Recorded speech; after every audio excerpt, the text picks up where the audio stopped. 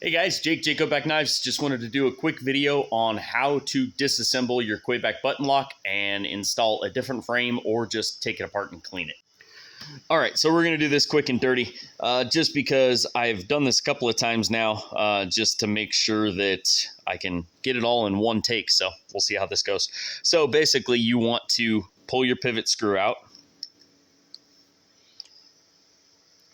This is a pretty straightforward process. It works just about the same way on all knives. The difference between frame locks and button locks, obviously the button there. So it does add a little bit of difference. Not so much complication as much as just a slight difference compared to a frame lock. But basically, you just take your pivot screw out, take your backspacer screws out, make sure they don't roll off the table and you lose them. Then if you lightly let go, you'll get rid of your backspacer. I like to flip it over and just pull this side of the frame off. You have a washer on this side, don't lose it. Set that aside. Then you can slide the blade right off the pivot, just very gently. Just be careful, the edge is sharp, so you don't want to cut yourself. Slide your bearing off. Your button, you don't have to pull that off. You can just leave it in there if you want. It makes it a little easier. And then from here, you have your pivot, should just drop out. Then you have your stop pin, your steel insert, and your bearing. Then you will have, and I've already swapped and I forgot to move it, you have an insert for the screws for left-hand carry. So that's got to make sure you swap all the parts over. So we'll set the carbon fiber side aside, put our steel insert back in. So I kind of got it in there a little cattywampus.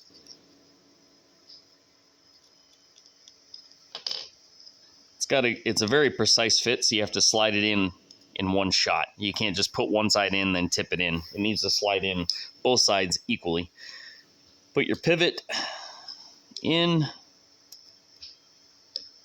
Put your stop pin in, put your bearing, and then what I like to do is I will set my backspacer on. Then I will also set the blade on top of the frame. Keep in mind the button is just resting in there. It's not really being captured other than the two pieces of metal right there. So just real lightly align the pivot hole on the blade with the pivot and then rotate and drop until your button drops into the pocket there.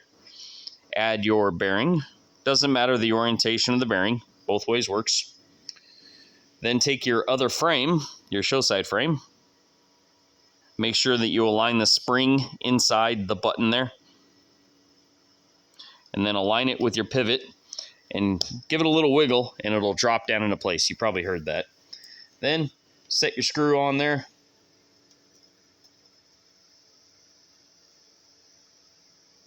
And I just like to get it reasonably tight. You can always loosen it up a little bit later, but I'll tighten it until I feel it's snug.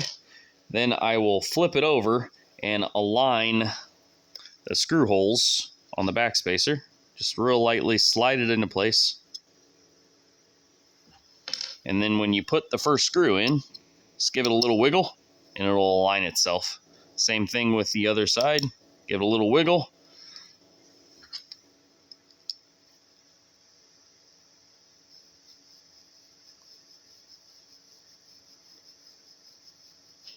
Tighten those up. You want them to be pretty snug. You don't need any Loctite on the backspacer screws. I like to put some blue Loctite on the pivot just because that's going to keep it from loosening up as you use it. Now I've got this fairly snug. I will check my centering, which should be spot on.